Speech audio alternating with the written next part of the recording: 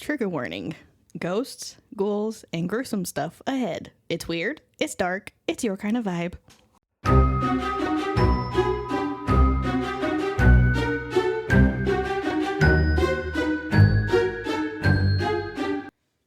Welcome to Haunted and Homicidal, the podcast where true crime meets the paranormal.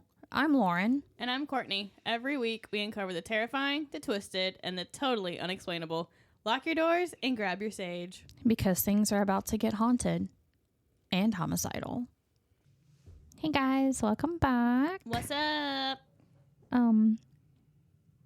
Still a rough time we're having. Rough week. Is it not? I'm lonely. Let's just say that. I'm so lonely. I mean, my husband's been gone. So very lonely. Yeah, my husband's been gone training in Arkansas. I would feel it as a nice little vacation because it's always up your butt. It's a vacation, but Love you, Wayne. like we have been inseparable since 2002. Well, just kidding. 2010, really? Is that the one that got you sick? Oh. That's a sister. Oh, okay. She was sick too. She started it. Oh, yeah, we've been inseparable since 2010 when we got back together. So, 15 years we haven't really spent time apart. We're at a point in our relationship where we're comfortable, we're secure, it's manageable. He's bored because there's nothing to do on the weekend. Like during the week, they're training and driving, and he's got a roommate in the hotel that they put them up in. He needs to go out and explore. He went to the casino and ate steak. I mean, there's gem mining because that's where my roommate's going with her boyfriend. Who's Arkansas. Yeah, he's not gonna do that. His exploration was getting lost trying to go to Burger King today to find a sweet tea. Excuse? Mm-hmm. He got lost going to Burger King. Yes.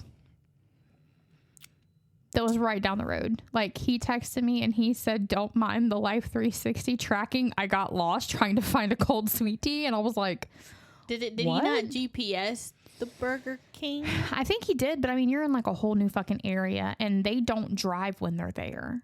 Like, they have a shuttle that comes and picks them up at 5 o'clock every morning and then brings them back to the hotel at the end of the day. So they don't drive, to kind of look around and see what's out there.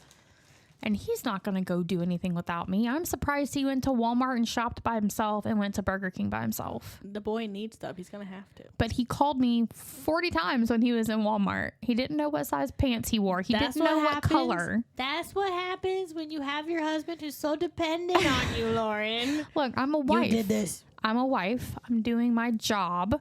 But I told him he's going to have to learn these things. Because he's like, "Well, what size pants do I wear?"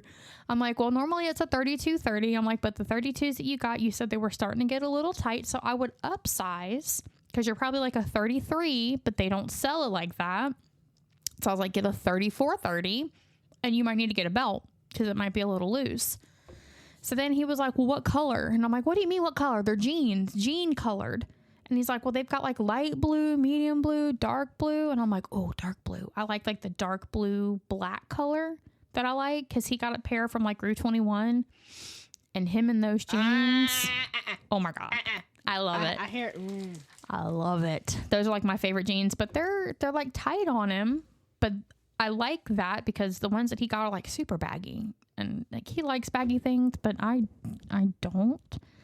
The only thing I don't like him wearing are the gray sweatpants. I like them when he's home, but when we go out and he's wearing them, I'm not super. Why is he wearing sweatpants out in public? Because he's lazy. He doesn't like to wear jeans. He likes to wear joggers or sweatpants. Well, so that's how our week is going. I'm just waiting on my husband to come home for 2 days, and then he's back on the road for 12. And then baby shower's coming soon. I'm excited about that. My little niece will be here in November. She's due like mid-November, I think. Oh, nice.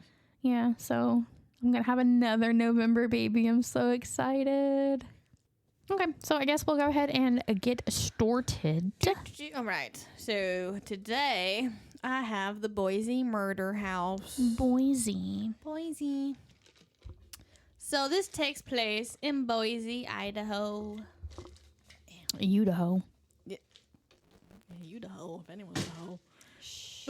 Don't tell everybody. Let them figure it out on their own. So, Why are you doing that? doing what? You're like, let's begin. Tippy tappy, tippy tappy. Trying. Okay, take the fun out of this shit. Fine. So there's one house in this lovely little neighborhood. Just one. Just one house. Okay. That a lot of people don't want to walk past. Don't want to do. They want nothing to do with it. Okay. Is it that bad? Some call it the murder house, and then some call it the chop house. Chop, chop. The chop house. Okay. So what happened behind those walls in the summer of 1987 has become one of the darkest chapters in Boise's history. Okay. Well, that's not too far away. Not just for its violence, but for the haunting sense of mystery that still lingers nearly 40 years later. Yeah, that's almost 40 years. I don't know. I heard that too. It sounded like a pig. She's asleep. I think she's snoring. I don't think it's Misha. Was it her booty? I don't think so. I don't know what that could have been. There's nothing else in here. That we know of. I'd feel it. Okay. The night it all began. Dun, dun, dun. It was June 30th, 1987. Okay. At 805 West Linden Street, 3 men spent the evening together. Oh. Not like that. Oh. Daniel Rogers, Darren Cox, and a man named Preston Murr, who was 21. I don't know. Don't ask me how old the other 2 were because it didn't tell me. Okay. According to reports, the 3 men had been driving around town earlier that day, allegedly searching for some missing firearms. What? Yeah, these guys were like bad. They're like bad people. Oh, Like okay. So they were like druggies or criminals looking yeah. for missing firearms? Like, how did they know they were missing? Were they there? It didn't say. Like I hate this shit. Like it literally like trying to find stuff. Like it literally said the same stuff over and over. on but like everything. nothing elaborative. No. Like it doesn't tell you who's missing No. firearms, why they were missing, No. why they were looking for them. They just Nope. were looking. They were just looking. Oh my God. Okay. Not off to a good start. Nope. And tensions ran high. Okay. And what happened next is still the subject of questions and speculation. Okay. But what they do know is an argument broke out. It escalated, and somewhere during the chaos, a gun was fired. So the argument broke out between those 3. Yes. Okay. And Preston Murr was shot in the shoulder, and he was running, and he ran from, so the house they were at, he ran from the house, seeking help from a nearby neighbor. He pounded on the door, bleeding and pleading. The neighbor heard the commotion, didn't answer the door, though. I wouldn't either. But he called the police. Yes. But help Correct. did not arrive in time.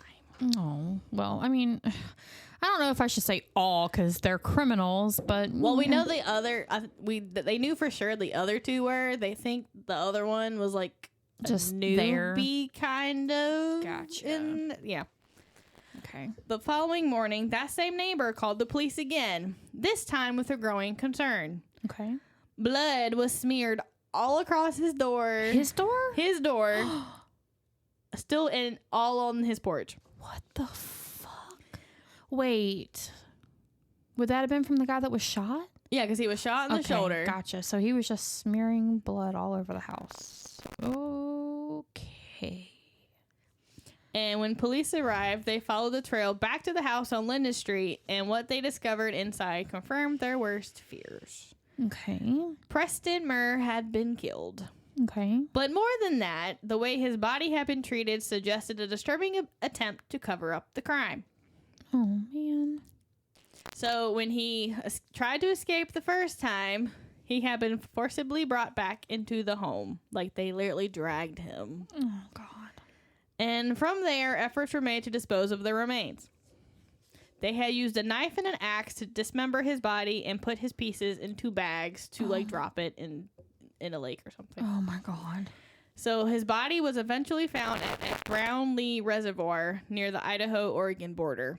And Daniel Rogers and Darren Cox were shortly arrested after. Okay. During the investigation, Cox cooperated with law enforcement, and as a result, he received a lighter sentence and served a limited time behind bars. But Rogers, however, was charged and convicted of first-degree murder, and he was sentenced to life in prison and remains incarcerated to this day. Okay. So he's probably, what, in his 60s? Probably. If they were in their 20s around that time? Yeah, probably. So he's still fairly young. Yeah.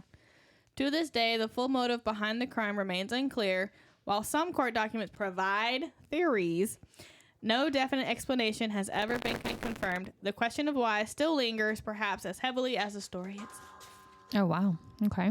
And despite its dark history, the house at 805 West Linden Street still stands. Okay. It's changed hands many times over the years. In the 90s, it was rented out to residents. In the 2000s, it even served as a fraternity house for Boise State University students, many of whom were unaware of the building's past. So, while no official reports of paranormal activity have been confirmed, many who have visited the house describe an unshakable feeling, particularly... oh my gosh. Okay. Today's rough. Oh. In the basement. A sense that Okay. something about the place just isn't right. And some of the frat guys have also said they sometimes would see blood dripping down the walls. Ew. Yucky. So that's literally all I got on the Boise Murder House. Wow, that's short. I told you that there's like literally I couldn't find nothing on Google. So do they think maybe there was some kind of entity or spirit or something in that house that maybe like exacerbated the fight between those three men, or no clue? Okay. I told you they're like Google did not help. Well, that one is short, and mine is also pretty short. So this is going to be a short and sweet week. Give your ears a little listening break, because I know our last couple ones were pretty long. And our next couple, at least next murder one, is going to be really long, because hers is long and mine is long at the same time. And So- mine's very, very rough. Mine is not so rough. It's just long. I will talk about the Woods Devil. Deep in Coos County, New Hampshire, there is said to be a creature called the Woods Devil. That's very loud. I was trying to be quiet. It's not quiet. Legend says it could either be a singular Bigfoot or, more likely, a group of them that have roamed the woodlands and hills of Coos County since the 1930s. So they're calling Bigfoot the devil. Look, I don't know. I don't know why they came up with this name. That's just what they call it. Okay. The sighting started in the 1930s. Rumors began swirling around the camps of lumberjacks. The Woods Devil was a pantheon of other made-up creatures to scare new employees of lumber companies in the area, and thus they became known as these fearsome critters. They are said to be skinny, Sasquatch-like creatures, and are described as being tall, around like 7 to 9 feet tall, so like really tall, and have shaggy tan gray matted fur with a long face like that of a horse or a moose. So like maybe like a subset of Bigfoot, because Bigfoot normally kind of is ape-like. Yeah. These are moose face like. So this is Moose Bigfoot. Moose face. Moosefoot. Yeah, moose foot. Ew. I don't like that. I don't like that either. Don't ever do that again. You're the one describing him. Yeah, but I didn't come up with the name. An unusual trait, slightly similar to the hide behind, which is a mysterious nocturnal creature who preys upon humans that wander the woods at night, is that this quote unquote Bigfoot uses the trees to hide, which hide behind, like what a creative name. Wow. It said that these creatures will hide behind a tree when a human is near and stay behind that tree until the coast is clear. So they're big However, old chickens. yeah. So, however, if there are no big trees to hide behind, the creature will just stand there perfectly still and pretend you can't see him. What? Yeah, he's like, you can't see me. But yet they call it the devil. Why do they call it the I devil then? don't Because it sounds like a know. giant ass chicken. Yeah, I don't know, but Like, can why- you just imagine walking through the forest and there's like not any big trees for them to stand behind, and they just like freeze mid-step and pretend like you can't see them? I'd just be like, Okay. Hello. I'll just walk by and be like, I see you. I can see you. Yeah. That's crazy. That's hilarious.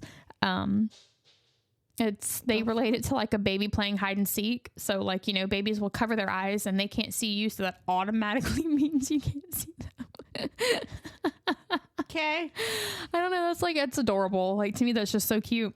Outdoorsmen, hikers, and others alike have described hearing screams of these creatures echoing the hollows of Coos County. So they like screech and scream a lot loudly. Go away. Yeah, that's probably like they froze and like someone was like, I can see you. And they're like, ah! You know, and then like they run. I don't know. Yeah. But that's what they hear. They hear the screams. How they know it's from them? They don't. Well, we'll see.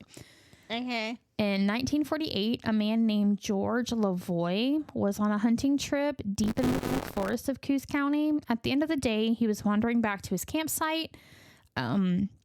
He saw movement in the trees. To his surprise, he saw a tall, hairy creature with the face of a horse staring at him in the evening darkness. That's not creepy at all. That's all it says. It doesn't say that it charged him. It ran away. He shot at it. Like, let me just stare at you. Yeah, he said they just were like staring at each other all day. Yeah, I don't know.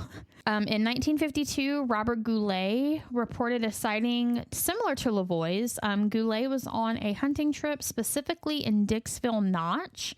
He heard the loud screeches and screams and followed the sound. He came across a raggedy, hairy creature about 8 feet tall. Goulet took a shot at it but missed, and the beast ran away into the night. How you gonna miss an 8 foot tall?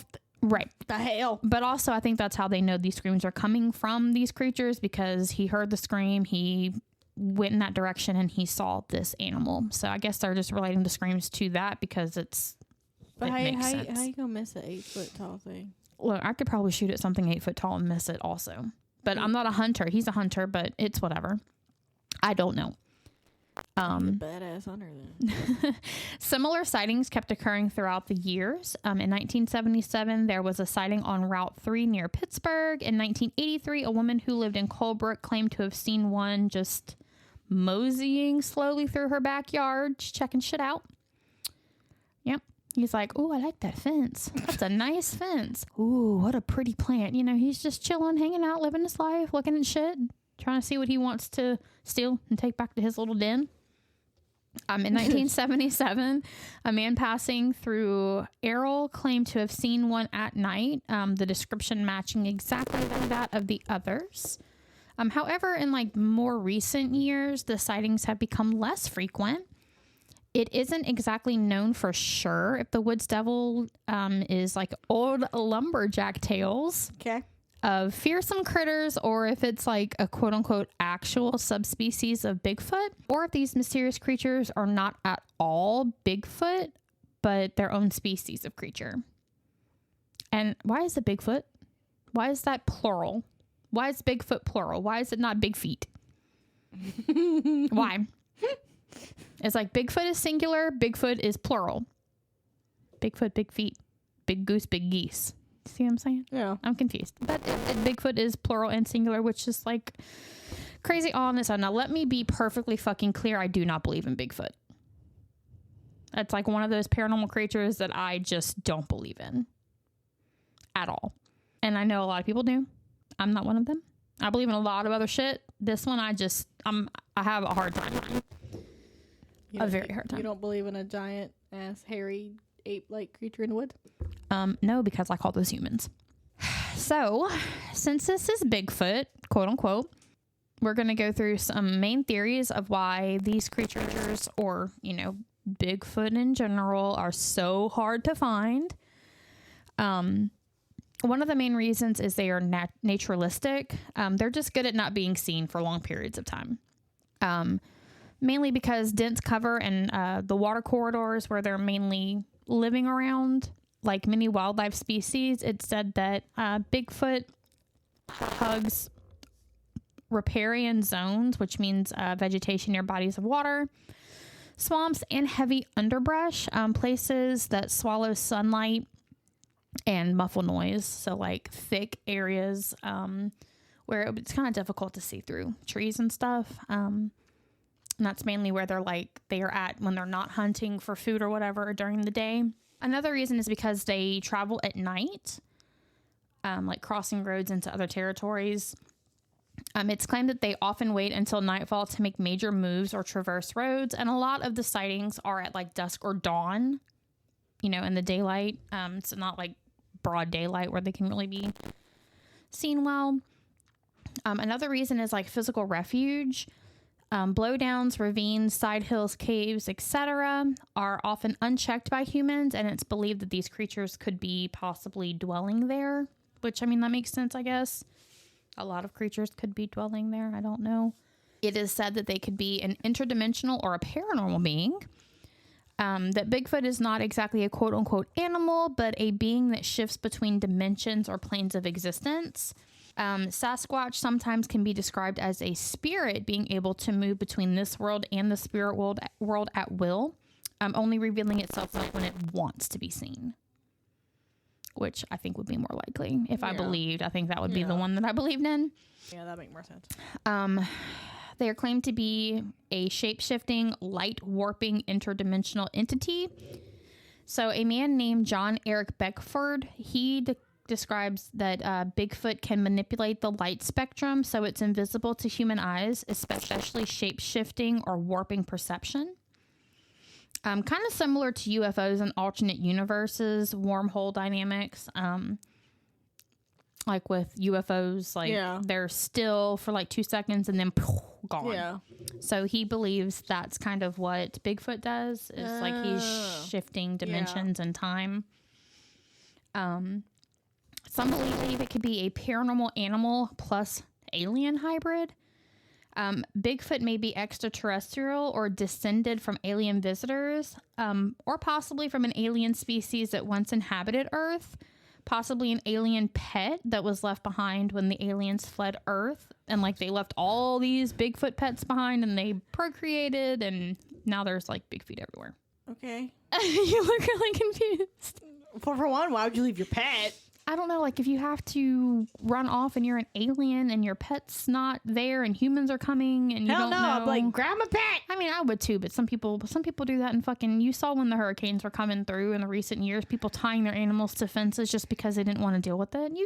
People do that. Another thing is government cover-up and conspiracies, which the government just came out a couple years ago and said, yeah, there's aliens. Like, duh, we already knew that, but thanks for confirming it. Some believe that the government knows about Bigfoot and purposely suppresses evidence to avoid public hysteria or environmental restrictions.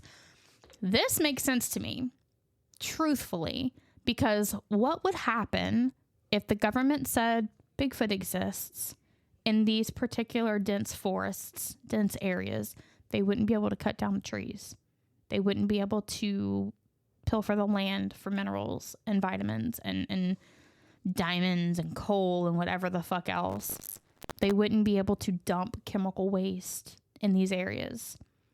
That makes sense to me, that the government knows it exists and it's purposely denying confirmation of it because it would restrict what they can do with the land.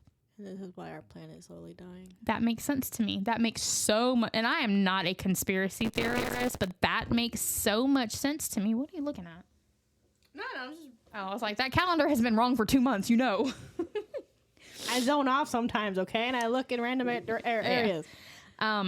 There's also claims from the government perspective part that they swore park officials and rangers to secrecy about the Bigfoot. Like they tell them, hey, this exists, that this is, you come across it, this is what you need to do to figure it out.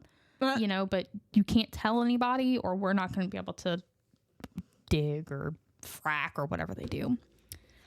But this is why the world is slowly dying. Right. But if you've ever noticed in any quote unquote photo of Bigfoot, he's blurry. Every photo of Bigfoot is blurry. You're Have right. you ever noticed You're that? right. Blurry. You're right. So here are some theories on why Bigfoot's blurry. Practical, logical reasons are because of low light conditions. Most sightings are at dusk, dawn, or, during the actual nighttime, When cameras sometimes struggle to capture sharp images, its motion plus low light equals blur. Makes sense, right? Yeah. Distance and zoom. Witnesses are usually a good distance away from the Bigfoot. And so they zoom in on a moving object. And zooming in on a moving object, you're a photographer, I'm a photographer. We know that when you zoom in on motion, it blurs. Yes. Especially if you're a long way away. Yeah. Zoom itself, even on a stationary object, can blur the object. Yeah. So that makes sense. As photographers, we know this. I sound so pretentious right now. I'm a writer. I'm a photographer. I'm a criminal law justice degree holder. I'm this, I'm that. Oh, I am a jack of all trades, master of none. Okay. I sound so fucking pretentious. I don't mean to. I am so not that way, guys. Sorry. Shit. Fuck. I did not realize how bad that sounded until I actually said it in words. So also sudden encounters. Many reports describe Bigfoot as darting across a road or through the trees. Thus, people fumble for their camera or camera phone, snap fast, and move, aka the panic shot effect. So that also makes sense. Yeah. Oh shit, there's something coming. Snap a picture and haul ass because you don't know what's coming next. Blurry, right? Yeah. There is a lot of the sightings are older. They're not really newer sightings, and that, you know, could be attributed to old technology and film cameras. Most quote unquote sightings of Bigfoot have been taken on 16 millimeter film or old VHS camcorders, flip phones, or cheap trail cameras. So that would kind of attribute to why he's not in focus. The theory now, and this kills me. It's so funny. Oh no. The theory now with the advancement in technology, however, is that Bigfoot somehow mysteriously knows of these advancements and purposely avoids trail cams or people with high quality photography or recording equipment.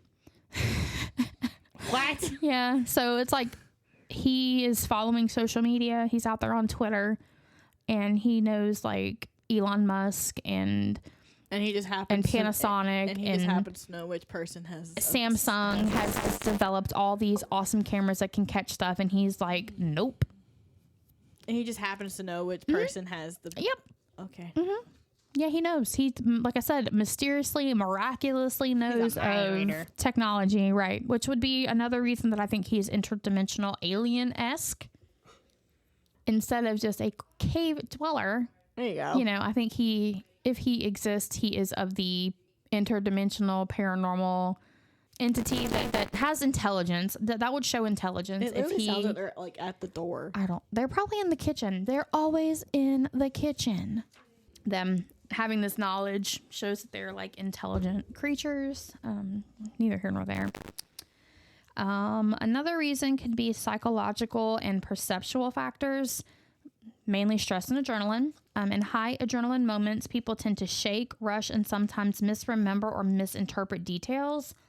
This bleeds into shaky photos and fuzzy eyewitness testimonies. That makes sense to me also. Yeah. Confirmation bias. So basically, blurry shapes leave room for interpretation.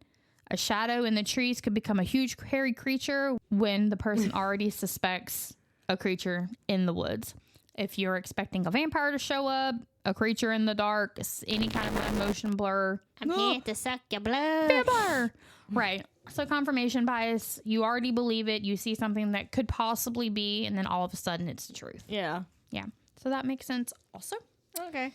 Pareidolia, which is the human's brain's ability and desire to see faces or figures in random patterns, especially blurry ones with minimal details.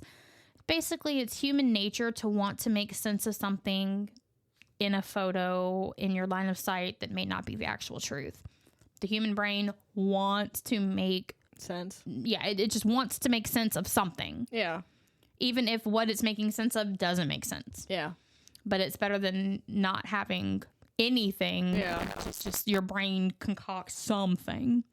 So that's also understandable. Or, this is my favorite one. Okay. As Mitch Hedberg, who is a fucking famous, hilarious comedian, he has since passed away, unfortunately. It was very tragic. He said, I think Bigfoot is blurry. That's the problem. It's not the photographer's fault. Bigfoot is blurry. And that's extra scary to me because there's a large out-of-focus monster roaming the countryside. Yeah, that's a good one. Yeah. Bigfoot is blurry. And Mitch Hedberg, he hit the fucking nail on the head with that one. Bigfoot's just blurry. It's just blurry. He's just blurry. We just have this blurry creature just wandering around in the woods. And is that not terrifying? That is a little terrifying.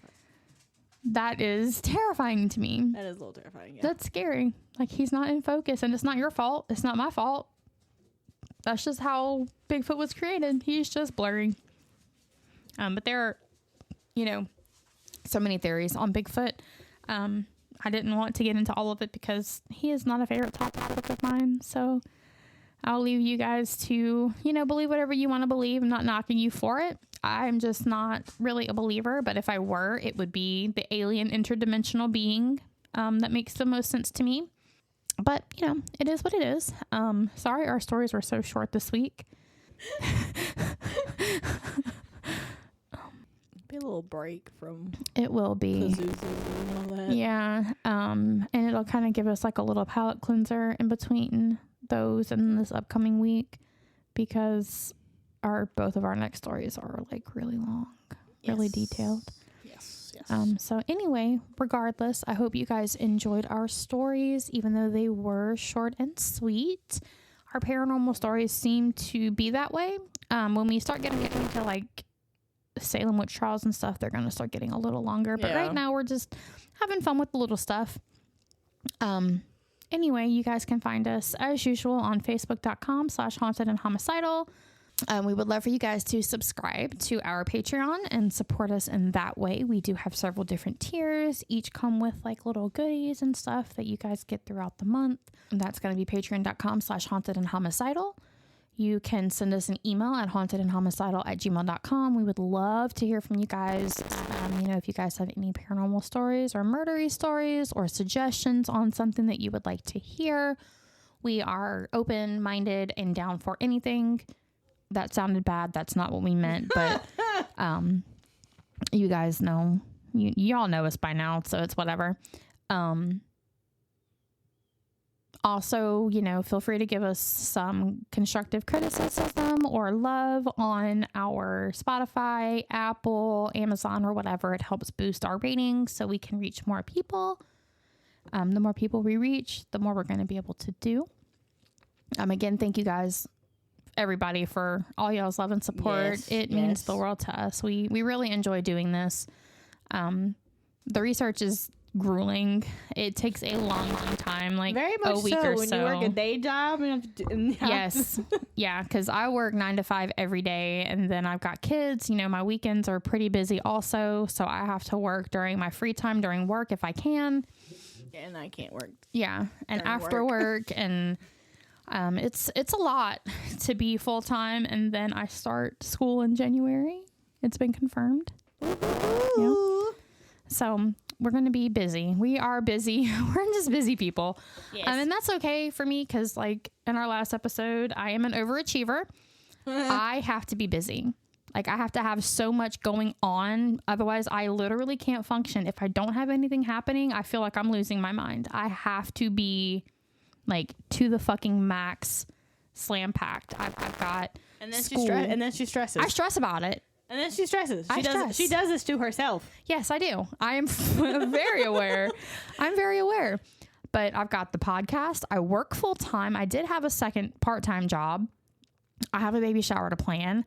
I have kid activities, nighttime stuff for the kids, ROTC, engineering, robotics club stuff. I've got my daughter in college that I have to deal with. I've got my husband away trucking that I have to deal with. I've got birthdays coming up. I've got holidays. My house is the hub. Because my birthday's next Saturday. Ooh. Yeah. My house is like the holiday hub. Tomorrow is Labor Day. I've got people coming over tomorrow, which I didn't even fucking ask for. Okay. I just get a text message. We're coming over tomorrow. What do you want me to bring? And I'm like, whatever. I don't care. It just happens. Like, people just show up. My house is the hub. I am so fucking busy all the time. And then I'm never home. I somehow manage it. But if I didn't have all this stuff going on, I would literally feel like a failure and like I'm not doing anything. So I have to have a busy life, which is why I can't quit my job. Yeah. When my husband starts pulling in $1,000, $2,000 a week, which is, it's coming. I won't need to work, but there's no way that I can't. Yeah. Just for my own mental, I can't. I have to be busy. I cannot be.